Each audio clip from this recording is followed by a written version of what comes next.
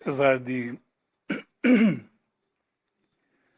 no Evangelho de Lucas nós não encontrarmos uma ordem cronológica dos fatos, como nós vemos em Marcos, o irmão mencionou a semana passada, aparentemente esses dois blocos, o bloco que nós lemos, a porção que nós lemos na semana passada, se liga com essa porção que nós estamos lendo hoje. Semana passada nós lemos do 23 também, e uma coisa que foi enfatizada é que no versículo 23 fala, dizia a todos o Senhor, né? Se alguém quer vir após mim, negue-se a si mesmo e tome cada dia a sua cruz e siga-me. Então, o primeiro ponto, antes de ir após o Senhor, primeiro, eu tenho que ir ao Senhor. Então, ir ao Senhor e depois segui-lo como discípulo. E daí ele falou daquele que quiser salvar a sua vida, né? Vai perder. Salvar a sua vida no sentido de viver para si mesmo. E ele mencionou 3 coisas que impedem esse discipulado, esse seguir o Senhor Jesus. Basicamente foram falados aqui. Primeiro, um que quiser guardar a sua vida, essa é uma coisa que vai dificultar ou impedir o discipulado mesmo. Eu vou viver para mim mesmo, então você, eu antes. Primeiro eu. O selfie, né? O selfie da foto. Primeiro tem que aparecer eu, e depois todo mundo que está lá atrás. Eu vou viver minha vida, primeiro eu e depois os outros. O segundo, que é no versículo 25, fala da cobiça, né? Esse desejo de angariar riquezas materiais. Então eu vou priorizar a minha vida para que o foco seja justamente esse, de melhorar a minha vida financeira, conseguir melhores coisas. Não estou dizendo absolutamente que nós não devemos ter nossas responsabilidades e buscarmos, né, estudar. Isso nós temos, principalmente no mundo que nós vivemos hoje, um período diferente. Mas o princípio em si é o mesmo. Se eu tiver como um foco o meu trabalho, é ali que eu vou. Ele vai estar antes de tudo, antes do Senhor, antes de qualquer coisa. Eu posso até rotular como um trabalho vindo do Senhor.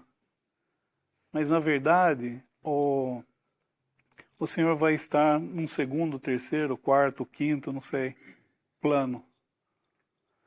E a terceira coisa seria envergonhar-se do Senhor, né?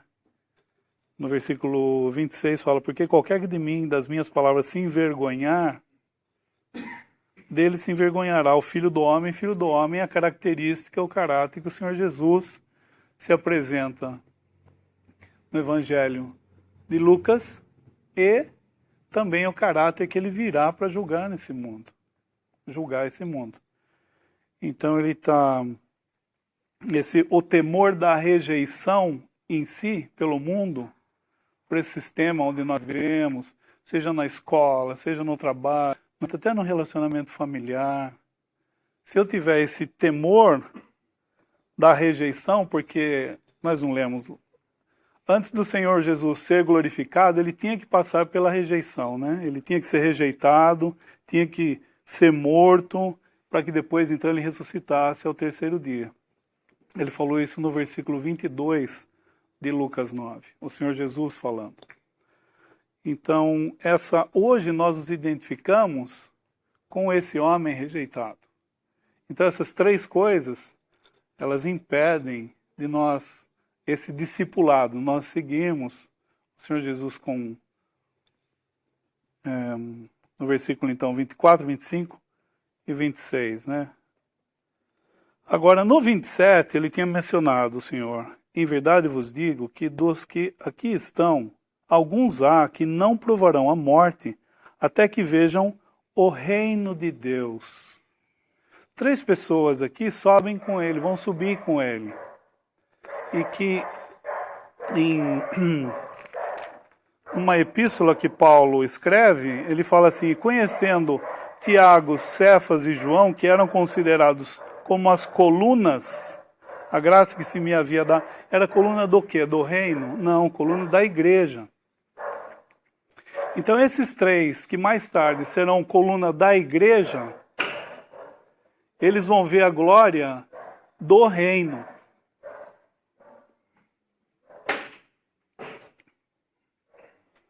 Então, de novo, versículo 27. Até que vejam o reino de Deus. Esses três, que em Gálatas foram chamados por Paulo de colunas, essas colunas vão ser futuramente colunas da igreja. Aqui ele está falando do reino, não está falando da igreja. Então, o que vai aparecer aqui, o que está sendo enfocado no versículo 28, que nós iniciamos a leitura, é a glória do reino. Vem a final do versículo 27. Não provarão a morte até que vejam o reino de Deus.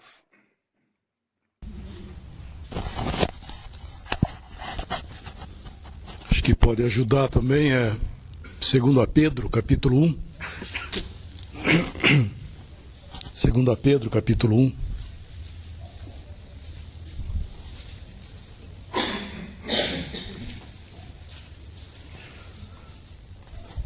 Versículos 16 em diante. Segunda Epístola de Pedro, capítulo 1, versículo 16 em diante.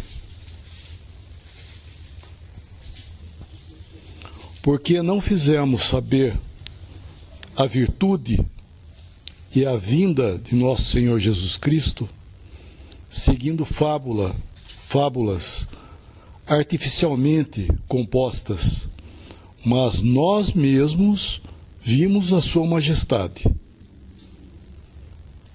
Porquanto ele recebeu de Deus Pai honra e glória, quando na magnífica glória lhe foi dirigida a seguinte voz: Este é o meu Filho amado, em quem me tenho comprazido. E ouvimos esta voz dirigida do céu, estando nós com ele no Monte Santo. E temos muito firme a palavra dos profetas, a qual bem fazeis em estar atentos, como uma luz que alumia em lugar escuro, até que o dia esclareça e a estrela da alva apareça em vossos corações. Sabendo primeiramente isto, que nenhuma profecia da Escritura é de particular interpretação, porque a profecia nunca foi produzida por vontade de homem algum, mas os homens santos de Deus falaram inspirados pelo Espírito Santo. Este versículo 16, final do versículo, mas nós mesmos vimos a sua majestade. Versículo 18, e ouvimos esta voz dirigida do céu.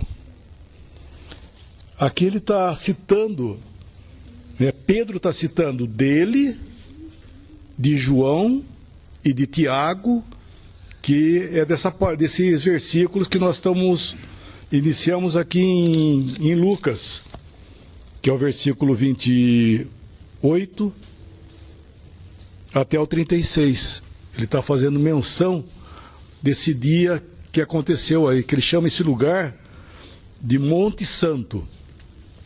E ele está dizendo aí, fazendo referência no nosso versículo de Pedro,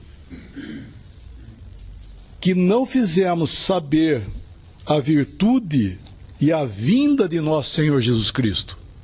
Ele está mencionando a vinda do Senhor para estabelecer o reino dele aqui nesse mundo.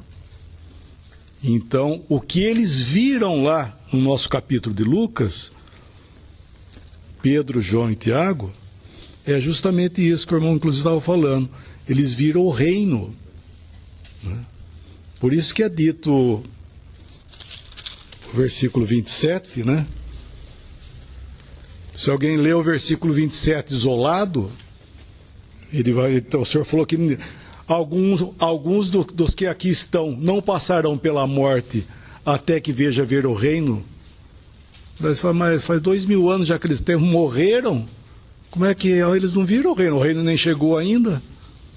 Só que daí, o versículo 28 é uma continuação, né? Cerca de 8 dias depois, daí ele se apresenta ali. E eles viram aqui, nesse fato aí, eles viram o reino. Eles viram uma figura, uma expressão da vinda do Senhor em glória. E isso ele entendendo depois, né, logicamente, daí Pedro escreve na carta dele, nós vimos a sua majestade, nós vimos a vinda do Senhor. E ele conta desse fato aqui. Então é precioso, né, as coisas que ocorreram no Evangelho, nós vemos que, ou nos Evangelhos, melhor dizendo, nós vemos que está relacionado às glórias do Senhor também, né? Seus sofrimentos e suas glórias também. E um detalhezinho mais interessante, que foram Pedro, João e Tiago. E eles seriam as testemunhas que iam dar testemunho, logicamente, desse dia aí, da vinda do Senhor. E nós vemos que no início de Atos, Tiago, né, um deles aqui, que era o Tiago, ele foi morto ao fio da espada. E logo Pedro ia morrer também. Né, no início de Atos. Bom, isso é no início de Atos. Pedro ia ser morto também. Só que daí o Senhor envia um anjo e tira ele de lá do cárcere, do lugar que ele estava preso, e as portas iam abrindo automaticamente, e ele foi saindo, seguindo o anjo, foi saindo, e dali se encontra lá na rua, e se encontrando na rua, ele pega e vai na casa de Maria, onde os irmãos estavam orando por ele, inclusive. E o Senhor libertou ele de uma forma incrível. Por quê? Porque o inimigo queria matar mais um, pelo menos, né? Por causa da prova, da testemunha que eles eram. Pedro, João e Tiago, eles eram as testemunhas oculares, como Pedro fala aqui. Nós fomos testemunhas oculares da sua majestade, porque nós vimos o reino. Só que o inimigo queria matar pelo menos 2, daí, como a palavra fala, através da boca de 2 ou 3 testemunhas, toda a palavra fica estabelecida, né? Então o inimigo tentou matar também Pedro. Mas o Senhor guardou, para que ele escrevesse na sua carta que ele viu. Isso é muito precioso de ver a fidelidade do Senhor, guardando, né, as suas testemunhas, para falar a nós que a vinda do Senhor é uma realidade. Que isso que nós estamos lendo agora no nosso capítulo de Lucas, né? Com os seus detalhes aqui, que tem um monte de várias coisas interessantes. Também João, né? Na primeira parte, ele também fala, não diretamente como Pedro falou do mundo, mas também João, né? Na primeira quarta João, ele também fala, não diretamente como Pedro falou do mundo, mas o capítulo 1, versículo 1 de 1 João, que era desde o princípio, a versão do Darby acrescenta mais: o que ouvimos, o que vimos com os nossos olhos, temos contemplado e as nossas mãos tocaram da palavra da vida, que a vida foi manifestada e nós a vimos, testificamos dela e vos anunciamos a vida eterna que estava com o Pai e nos foi manifestada. Isso foi uma manifestação, Cristo manifestou-se para eles em sua glória e no seu reino. E eles tiveram ver isso daí e não entenderam. Pelo que nós vemos aqui depois, a reação deles não foi de quem estava entendendo o que estava acontecendo, porque Pedro tentou até colocar os 3 no mesmo nível. Vamos fazer aqui uma barraca aqui para que todos juntos aqui. No momento que ele falou isso, Moisés e Elias desapareceram e ficou só o Senhor. E aí ouviram a voz do Senhor. Aí nesse momento, eles entenderam, a coisa aqui é aquilo que ele estava falando. Ele ia manifestar eu já entendi essa glória do reino, e eles iam ser esse testemunho. E realmente, Tiago foi morto, Pedro também, não naquele momento, mas mais tarde ele também, de acordo com os historiadores, ele é crucificado. Pedro também é crucificado, mas ele escreveu antes, deixou escrito o seu testemunho, e João corrobora esse testemunho e foi o último a ficar vivo. Pelo que se vê, João em Apocalipse já estava de idade, na ilha de Patmos, como prisioneiro lá, mas ele se manteve vivo por muito tempo. E ele era o mais jovem, eu creio, de todos os discípulos era João. E ele viveu mais tempo e continuou dando testemunho. E esse testemunho era necessário, e o Senhor se manifestou a esses três para fortalecê-los, porque eles iam ser os pilares da igreja. Como o irmão falou, não que aqui ele estava revelando a igreja para eles, ele estava revelando a sua glória, a sua majestade, né? Como ele fala, manifestando a sua majestade a eles. E a voz que veio dos céus, falando: esse é meu filho amado. Aí não tinha nada a inventar, né? Criar uma religião. Não foi isso. Foi realmente Deus mesmo tomando conta, ou cuidando para que tudo isso fosse feito, e esse testemunho fosse depois escrito por Pedro, corroborado por João. E mesmo que Satanás tenha tentado eliminar esses testemunhos, né? Deus não permitiu.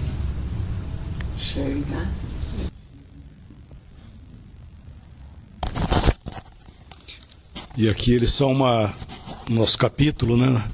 Vendo pelo lado profético, como Pedro fala lá na carta, a profecia, nós vemos pelo lado profético, nós vemos que essa manifestação do reino, né? Moisés e Elias é uma figura do cumprimento da lei e dos profetas, que terão seu pleno cumprimento em glória no reino do Senhor. E Pedro, João e Tiago, nós vemos que eles são uma figura do remanescente do povo de Israel, principalmente dos judeus, né? No caso, que eles vão entrar para gozar desse reino milenar com Cristo. Então embora depois eles entenderam, né, depois que eles eram a igreja agora, né, depois nas cartas, né, mas eles foram figuras dos que vão gozar o privilégio de estar aos pés do Senhor no seu reino aqui nesse mundo. Tem algumas passagens na Bíblia que a gente poderia chamar de frestas. Esta é uma delas, quando de uma hora para outra é possível enxergar uma outra dimensão, outras coisas acontecendo em paralelo. E esta é uma delas. Eu não sei muito bem se aqui foi uma fresta para o futuro ou simplesmente para uma outra dimensão onde apareciam esses dois santos também. Mas existem essas passagens, elas são de grande conforto para nós, de grande consolo. Aquela, por exemplo, em que eu acho que é Eliseu, não é? Que ora e pede a Deus que mostre, que abra os olhos do servo para ele enxergar os exércitos de anjos que tinham, e ele não estava vendo. E eram mais os que são mais os que estão conosco do que os que estão com eles, diz o profeta.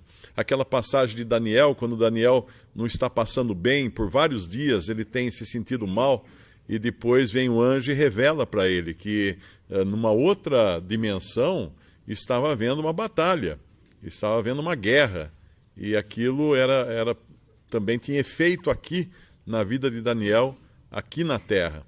E tem outras passagens em que aparece isso, a própria revelação de Apocalipse, a revelação de João. Ele viu coisas que foram apresentadas para ele, que não eram visíveis a outras pessoas. E é interessante nós sabermos disso. Uma vez eu era jovem ainda, eu pilotava Paulistinha, e depois de uns 10 dias sem sol aqui em Limeira, eu me lembro de uma experiência incrível, que eu fui lá no Aeroclube, peguei o avião, o Paulistinha, saí voando, e estava tudo aquele tempo triste, cinza, vários dias sem sol na cidade, e eu voando, de repente eu vi uma frestinha assim na nuvem, eu falei, eu vou furar a nuvem. Aí eu furei a nuvem, e foi uma coisa tão maravilhosa, porque de repente eu estava num outro mundo, era um lugar com céu azul, mas azul mesmo, um sol brilhante, as nuvens embaixo de mim, brancas, e parecia um outro mundo. Então, a nossa vida aqui na Terra é como esse lugar cinzento, triste, sem luz, mas tem essas frestas, onde a gente pode enxergar aquilo que está acontecendo em outra dimensão. Por isso que quando nós somos exortados em Efésios a orar e lutar contra as potestades celestiais, né, as potestades do mal, o convite é para entrarmos em outra dimensão, no lugar onde esses anjos caídos estão, e lutarmos ali em oração.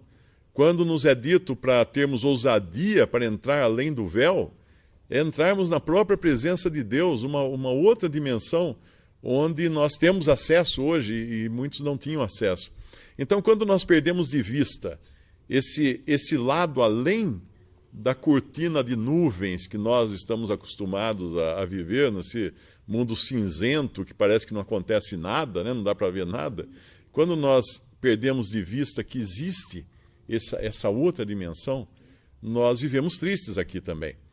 Mas quando nós vemos passagens como essa e como essas outras que eu citei, eu acho que tem mais também, eu não me lembro agora, mas tem várias outras, não é? Isso nos dá não só um consolo muito grande, mas um temor de nós sabermos como nós estamos perto do outro lado. Quão rápida é a passagem para alguém, por exemplo, que morre aqui nessa vida, de entrar na eternidade e entrar nessa outra dimensão das coisas espirituais. Elas estão aí, elas estão muito perto de nós. E é um encorajamento para nós vermos passagens como esta aqui e sabermos que de repente o céu se abre e Deus fala, o Pai fala, esse é meu filho. São, acho que 3 vezes, né, que o céu se abre para o Senhor Jesus, para o Pai falar com ele do céu para a terra. É uma coisa assim insólita, uma coisa totalmente diferente. Os irmãos falam bastante do milênio. Eu sempre bom ter em mente que no mundo triste que a gente vive hoje, esse mundo não será assim para sempre. O milênio não será mais assim. Do que a gente está lendo, a coisa que chamou aqui bastante atenção, eu vou compartilhar com os irmãos, é o versículo 44, Lucas 9, 44. Onde vós estas palavras em vossos ouvidos, porque o Filho do Homem não será entregue nas mãos dos homens. Mas eles não entendiam essa palavra, que lhes será entregue nas mãos dos homens. Mas eles não entendiam essa palavra, que lhes era encoberta, para que não a compreendessem, e temiam interrogá-lo acerca dessa palavra. O Bruce Hansen chama atenção de 3 coisas diárias: leitura da palavra, oração e obediência. E sobre a leitura da palavra, a gente ter familiaridade com ela. Aqueles tiveram uma revelação do Senhor, mas eles não entendiam. Porque assim, às vezes as coisas que a gente aprende do Senhor, que Ele nos dá, às vezes ela não faz sentido naquele dia. E pegando aqui o exemplo de você, vamos abrir lá em Lucas 22. Lucas 22, versículo 61.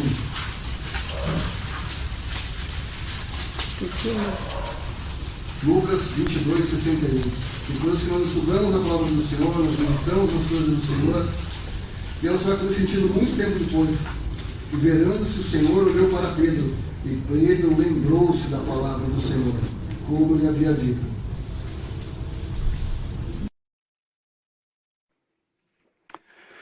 pensando também furar essa nuvem aí com a Paulistinha do mar. Além de ver esse céu, nós estamos vendo a glória do Senhor. Então, quão glorioso é esse homem? Porque ele é um homem hoje. Então, nós vemos várias glórias, eu não sei quantas são, né? Mas algumas delas nós estamos vendo. E a glória desse Redentor ainda ele não possuía, porque havia os sofrimentos que ele teria que passar.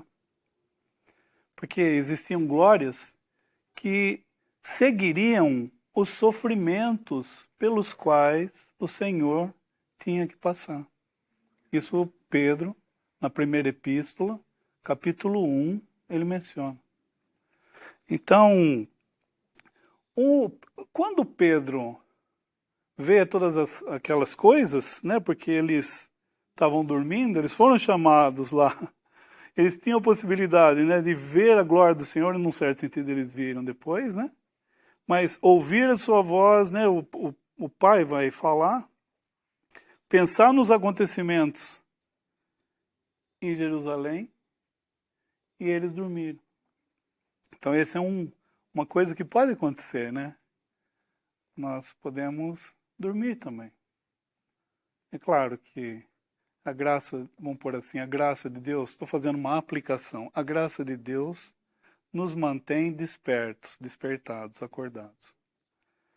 E só que quando eles despertam, né, nós vemos um motivo que eles tinham, versículo 31, os quais, Moisés e Elias, os quais apareceram em glória, na nossa está com glória, mas nós estamos aprendendo que seria em glória, e falavam da sua morte, ou partida do Darby Point, a qual havia de cumprir-se em Jerusalém. Eles estavam dormindo, mas isso estava sendo dito. No 32 fala, e Pedro e os que estavam com ele estavam carregados de sono, e quando despertaram, viram a sua glória, e aqueles dois varões que estavam com ele. Aconteceu que quando eles se apartaram dele, disse Pedro a Jesus, Mestre, essa palavra aqui, lembra que foi mencionado lá, quando a gente leu Lucas, capítulo 5, versículo... Melhor ler. É a mesma palavra de Lucas 5:5, só Lucas usa no Novo Testamento. E aqui também Pedro está usando a mesma palavra. Não é mestre de professor, de... Lucas 5:5 fala assim, respondendo Simão, disse-lhe, mestre, não é que era mestre de professor, a palavra aqui é uma palavra que fala assim que é aquele que é sobre todos, somente usado a respeito de Cristo e por Lucas. Então, Pedro vai ver depois ali em Lucas 5, é um outro contexto, uma outra circunstância. Mas a palavra mestre ali é a mesma. Lucas 9, voltando, 33, ele vai falar mestre. Ele usa a palavra certa, mas ele faz um comportamento errado. O seu comportamento, ele fala assim, mestre, bom é que estejamos aqui e façamos 3 tendas, uma para ti, uma para Moisés e uma para Elias, não sabendo o que dizia. Aparentemente, vem o mesmo sentimento do Salmo 50, quando melhor ler também. Salmo capítulo 50.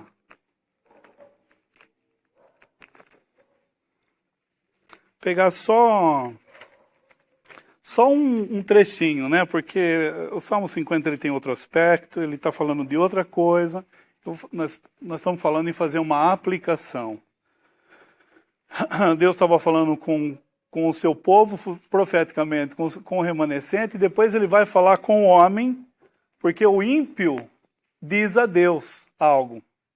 Isso no Salmo 50. No versículo 16 ele vai falar isso. Mas o versículo que eu estava pensando é no 21. Essas coisas têm feito e eu me calei. Olha só. pensavas que era como tu. Tu pensavas que eu era como tu. Então a impressão que dá é que Pedro está colocando esses homens que eram importantes na economia judaica, Moisés, muito importante para um israelita. Elias, muito importante, profeta muito importante. Pedro coloca no mesmo nível. Quando Pedro coloca no mesmo nível, Deus imediatamente intervém, chamando que aquela pessoa que estava ali, e era certo o que ele estava falando, aquele homem acima de todos os homens, usando essa palavra mestre, estava certo, só que ele estava com o comportamento errado. Então Deus para, e daí ele fala, voltando lá para Lucas 9, fala assim, 35. E saiu da nuvem, 9:35 de Lucas, uma voz que dizia: este é o meu filho amado. Você não vai falar. A ele ouvi. Depois de ter visto tudo isso, naquela coisa de não saber o que fazer, Pedro falou: vamos fazer 3. Espera. Vê com quem você está falando.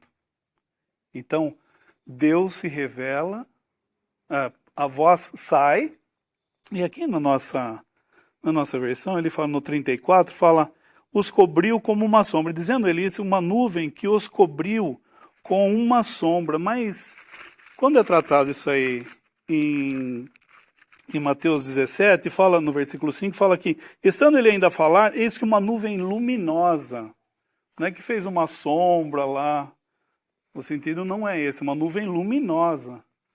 Voltando lá para 9:34. Então, uma nuvem luminosa os cobriu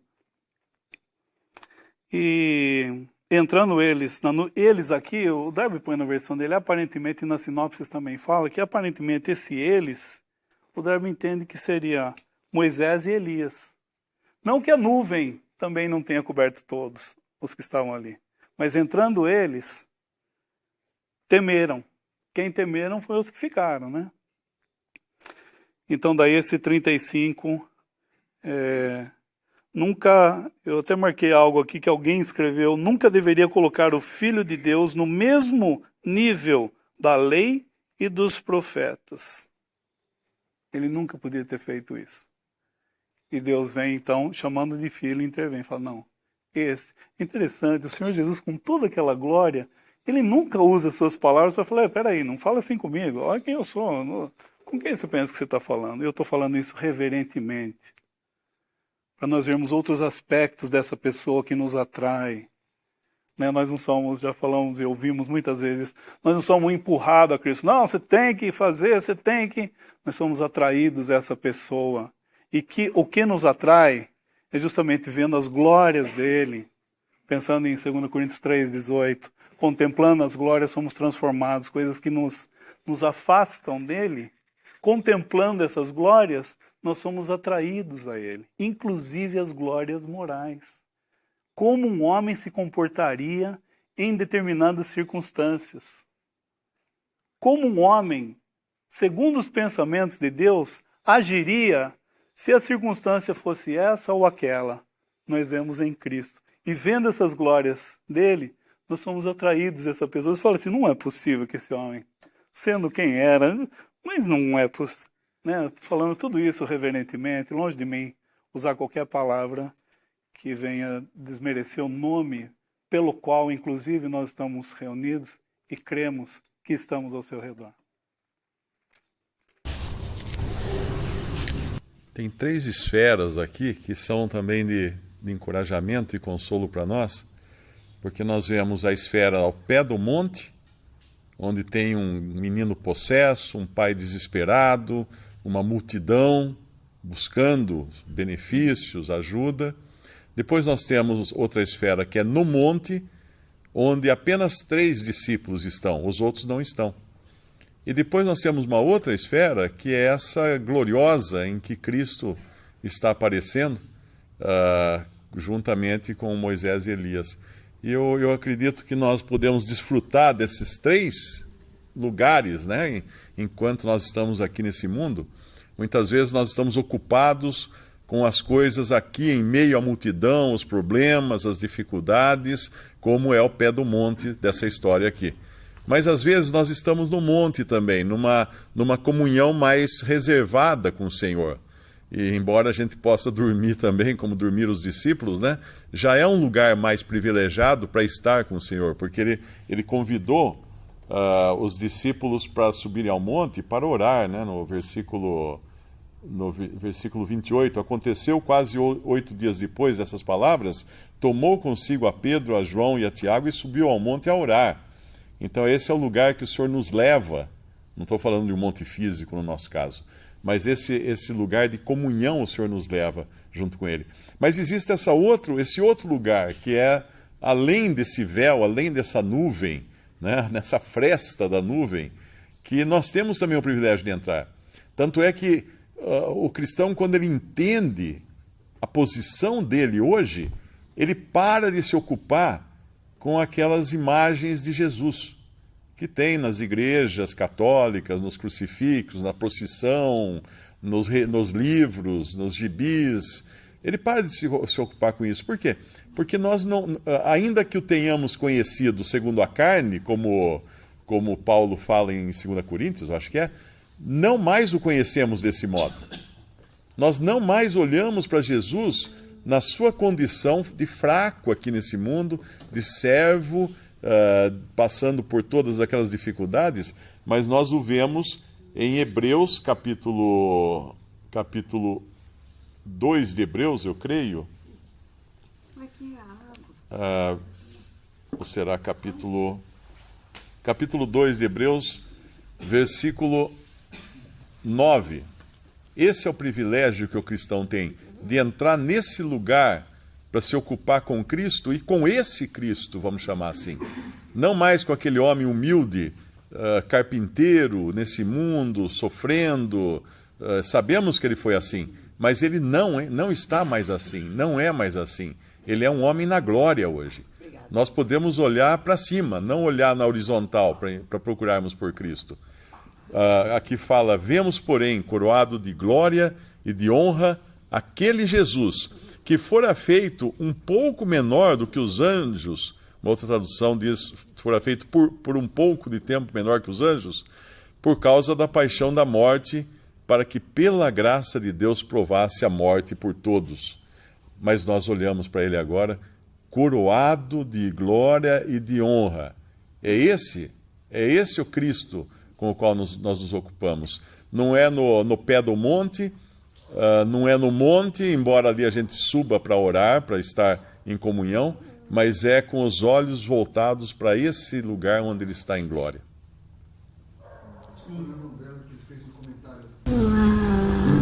Próprio, que a gente deve sempre se lembrar que o Senhor Jesus ele significa mais para Deus do que significa para qualquer um de nós aqui. Ele lembra que em João 17,4 fala a palavra do Senhor: eu glorifiquei-te na terra, tendo consumado a obra que me deste a fazer. Então a primeira glória do Senhor é para o Pai.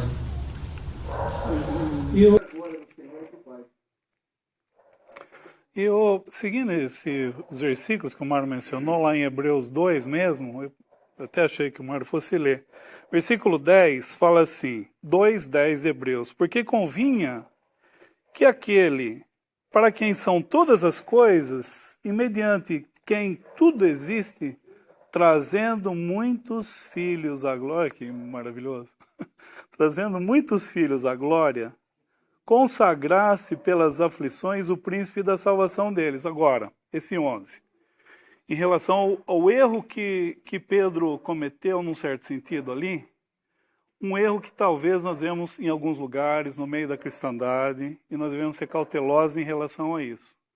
Versículo 11 fala assim, porque assim o que santifica, como os que são santificados, são todos de um, por cuja causa não se envergonha de lhes chamar irmãos. Então, ele não se envergonha, olha que coisa, de nos chamar irmãos. Isso não quer dizer que nós vamos nos dirigir a ele e falando, como nós temos visto no meio da cristandade muitas vezes, de uma maneira irreverente, falando com ele como se fosse eu não vou nem repetir para a gente não se contaminar com isso, mas ele não se envergonha de nos chamar irmãos. Então ele pode, e nós temos que ser cautelosos como nós nos dirigimos a ele. Só queria ressaltar também isso.